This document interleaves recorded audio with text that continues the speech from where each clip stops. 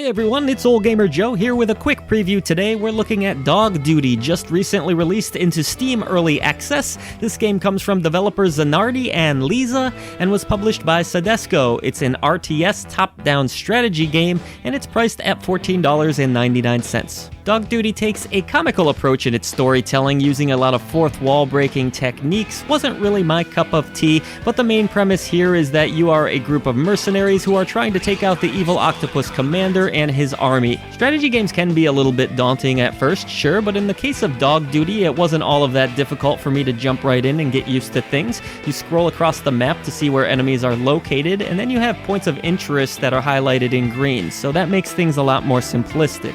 Firing away at enemies is as simple as clicking on them, and you can also shield yourself behind cover. You do also have the ability to dash should you do a double click. Your goal can vary from base to base, but the main idea is to clear out all of the enemies or destroy satellite dishes and then raise your flag in victory.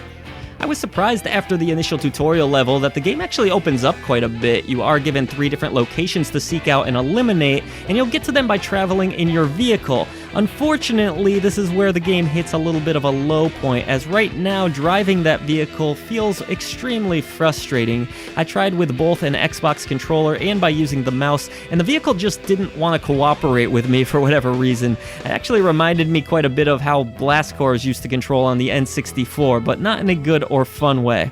As you do travel the map though, you'll also come across shops where you can purchase upgrades for both your squad and your vehicle, as enemy tanks will attack you while you travel from location to location, so that's something you have to be aware of too. You can put turrets on your vehicle to fight back.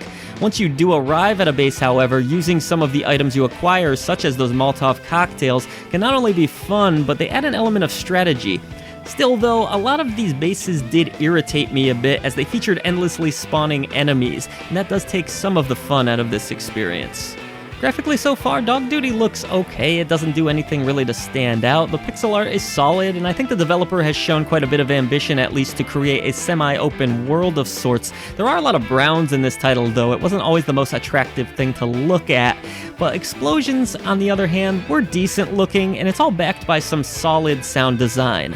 As it stands though, Dog Duty certainly feels like an early access game, but with some tightening of the controls and refinements around the edges, this one could be one to keep an eye on when it eventually releases from early access. Hopefully we'll be running a full review on it then, but if you want to jump in early, you can do so now for $14.99 over on Steam. Do be prepared for some frustrations though.